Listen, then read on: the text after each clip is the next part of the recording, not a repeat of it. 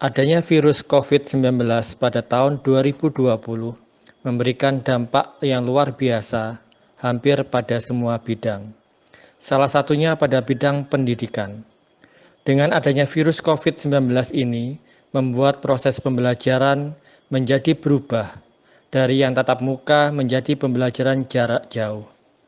Tetapi dalam keadaan seperti ini, guru tetap harus melaksanakan kewajibannya sebagai pengajar, di mana guru harus memastikan siswa dapat memperoleh informasi untuk diberikan kepada siswa.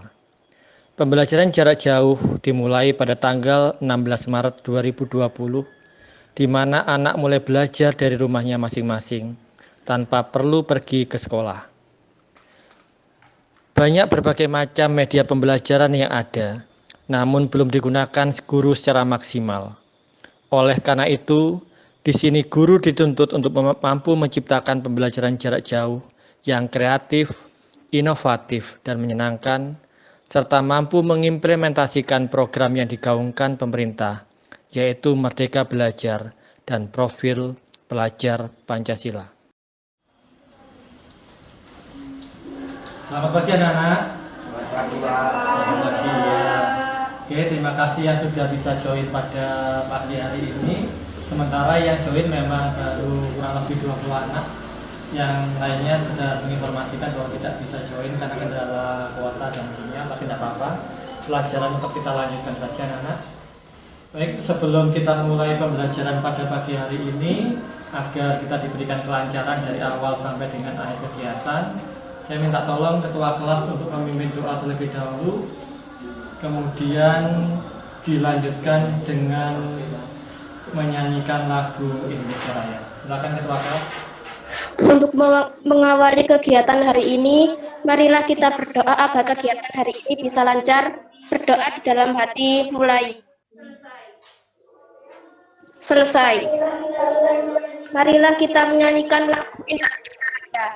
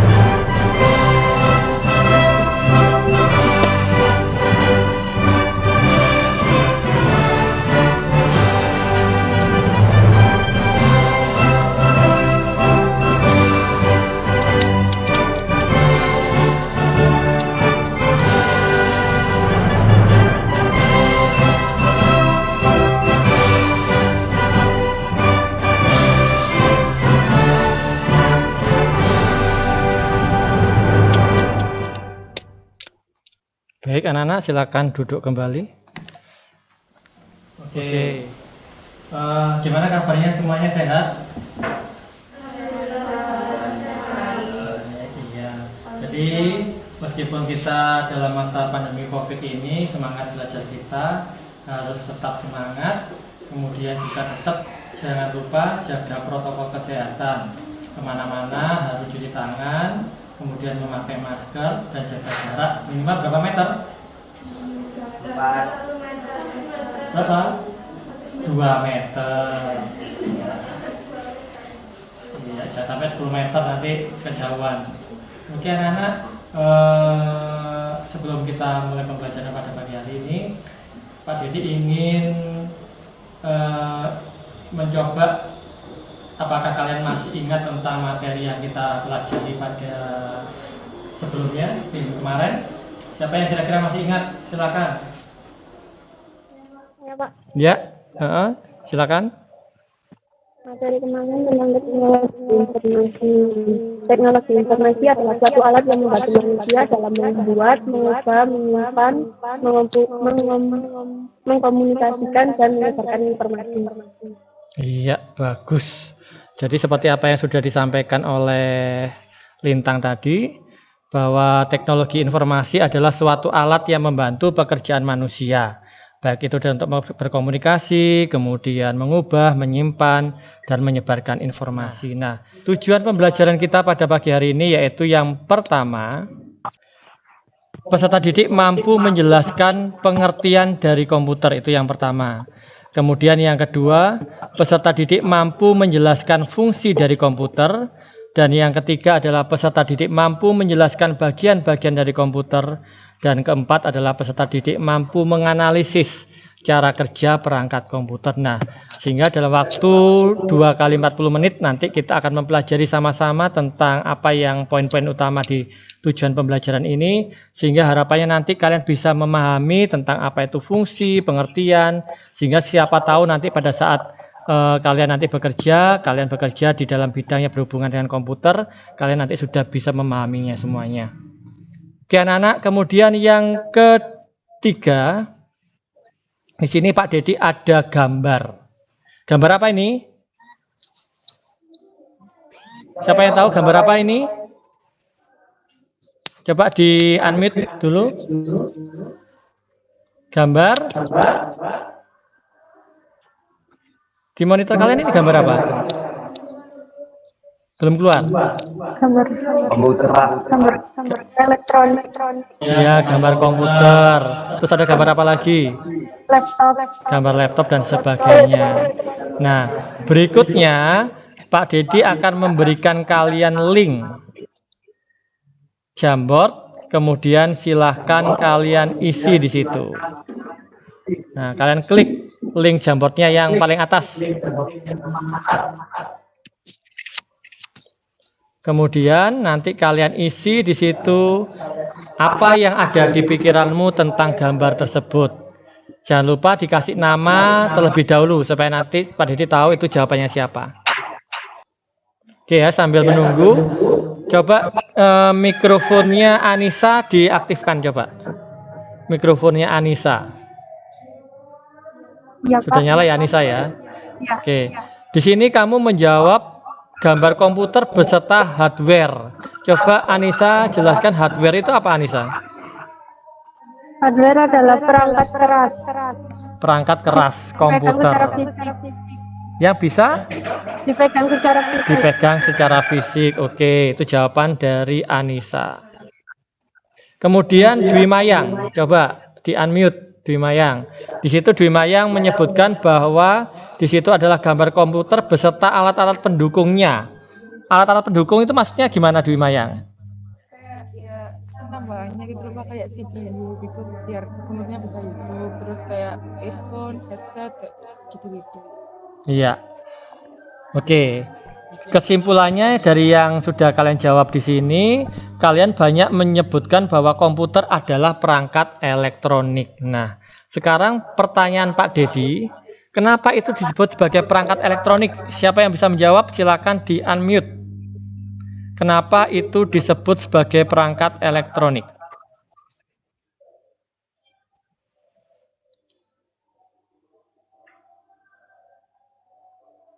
Coba siapa yang berani jawab? Kenapa komputer, laptop, dan sebagainya disebut sebagai perangkat elektronik? Stefani? Tahu jawabannya?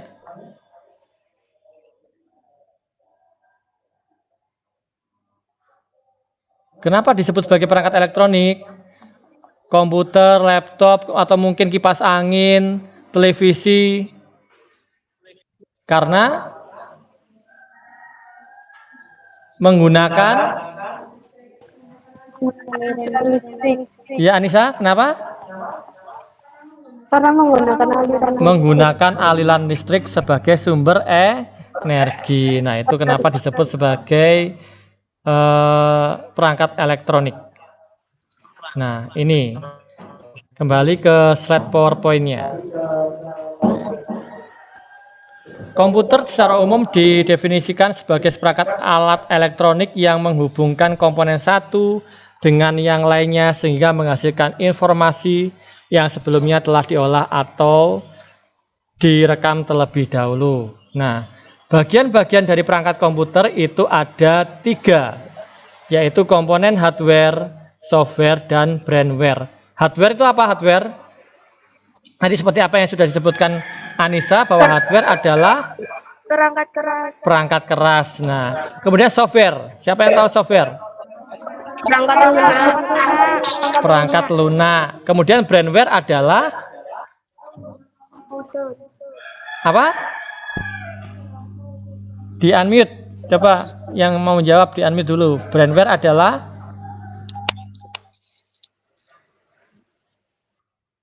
brainware adalah Pengguna komputer atau pengguna komputer atau pemakai perangkat komputer. Nah, komponen komputer itu ada 3, hardware, software, dan brainware. Jika salah satu komponen ini tidak ada, otomatis komputer tidak bisa bekerja. Jadi ibaratnya gini, ada hardware, ada software, tetapi tidak ada penggunanya, otomatis komputer tidak akan bisa bekerja. Begitu juga dengan sebaliknya. Nah, fungsi dari komputer itu ada beberapa bagian. Fungsi yang pertama yaitu digunakan untuk pengolah data sehingga dapat menghasilkan output berupa informasi. Dan kedua adalah komputer dapat melakukan fungsi penyimpanan. Jadi setelah data diolah, kemudian data disimpan. Kemudian juga dapat melakukan pemindahan data dari satu komputer ke komputer lain. Dan yang ketiga, yang paling utama adalah membantu aktivitas siapa? Manusia dalam pekerjaan dan bisnis perkantoran. Nah, itu adalah fungsi dari komputer. Sebelum kita mengakhiri, di sini Pak Dedi ada sedikit evaluasi yang harus kalian kerjakan, yaitu kita pakai quizzes ya. Jadi refleksi dari pembelajaran pada hari ini, kalian coba kerjakan quizzesnya. Kalian klik link yang ada di chatnya, linknya yang paling bawah. Silakan kalian klik quizzes, kemudian kalian coba kerjakan. Silakan diklik dulu.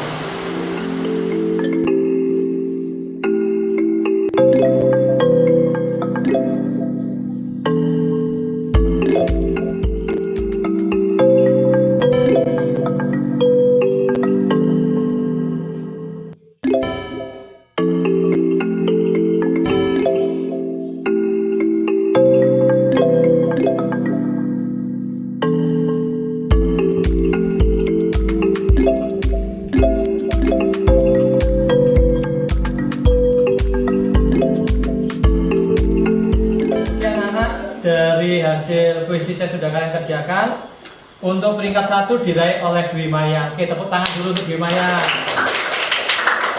Kemudian peringkat 2 Akbar Rasak dan peringkat 3 Teresa. Nah, sehingga untuk yang lain-lainnya berarti harus belajar lebih giat lagi. Nah, kita sudah hampir menyelesaikan pembelajaran pada pagi hari ini, tapi sebelumnya Pak Dedi ingin kita melakukan kegiatan refleksi. Kira-kira apa yang bisa kalian ambil dari materi pada kegiatan pagi hari ini? Kurang lebih sudah hampir 1 jam lebih kita membahas tentang materi pembelajaran pengenalan komputer. Oke, silakan siapa yang bisa membantu Pak Dedi untuk merefleksikan, mengambil kesimpulan. Silakan di unmute dulu. Siapa? Reva ya? Siapa? Iya, silakan. Pengertian komputer. Komputer adalah peralatan elektronik yang menerima masukan, mengolah data, dan memberikan hasil keluaran dalam bentuk informasi. animasi bagi berupa gambar, teks, suara, ataupun video. Iya. Ada yang mau menambahi lagi? Ya, Revalina, silakan. Fungsi komputer dalam kehidupan masih mencetak dokumen penting. Iya, itu tadi hasil kesimpulan yang sudah diambil oleh teman-temanmu tadi. Jadi di situ tadi kita sudah membahas masalah apa itu komputer. Di komputer itu sekali lagi adalah seperangkat alat elektronik yang berfungsi untuk mempermudah pekerjaan manusia. Kenapa mempermudah? Karena di situ kita bisa memakai perangkat komputer untuk berbagai macam aktivitas. Contohnya berkomunikasi, kemudian berbagi informasi, kemudian yang ketiga media sosial, kemudian yang selama ini sering kalian gunakan yaitu untuk mencari ilmu baru yang bisa kalian dapatkan selain di buku. Juga selama ini kalau kalian sering menggunakan untuk transaksi misalkan untuk belanja online dan sebagainya. Nah, pesan Pak Didi, setelah kalian mempelajari materi ini, kalian manfaatkan perangkat komputer itu dengan bijak untuk hal-hal yang bersifat positif. Jauhkan untuk penggunaan sebagai hal-hal yang bersifat negatif. Nah, untuk sebelumnya Pak Didi di sini akan menunjukkan Google Classroom-nya dulu. Di Google Classroom itu ada presensi yang harus kalian isi ya. Di situ ada presensi, silakan nanti setelah pembelajarannya kita akhiri, kalian isi presensi sesuai dengan tanggal sekarang. Kemudian di sana juga sudah ada materi, video, dan tugas yang harus kalian kerjakan dan kemudian kalian kumpulkan dalam jangka waktu 7 hari mulai dari sekarang. Ini sebagai bagian dari evaluasi dari kegiatan pembelajaran pada hari ini. Oke anak-anak, terima kasih sudah meluangkan waktu untuk join. Meskipun memang ada beberapa kendala di sini, terutama koneksi internetnya yang memang agak tersendat sehingga interaksi kita sedikit terganggu, tapi paling tidak kita sudah bisa menyelesaikan pembelajaran dengan baik. Oke, sebelum kita mengakhiri pembelajaran pada pagi hari ini, silakan untuk ketua kelas untuk memimpin doa untuk akhir pembelajaran terlebih dahulu. Untuk mengakhiri kegiatan hari ini, marilah kita berdoa terlebih dahulu. Berdoa di dalam hati mulai.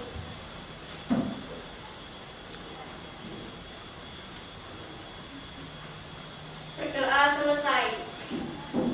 Oke, sekali lagi terima kasih banyak dan sampai ketemu di pertemuan berikutnya minggu depan. Tetap jaga protokol kesehatan. Salam sehat.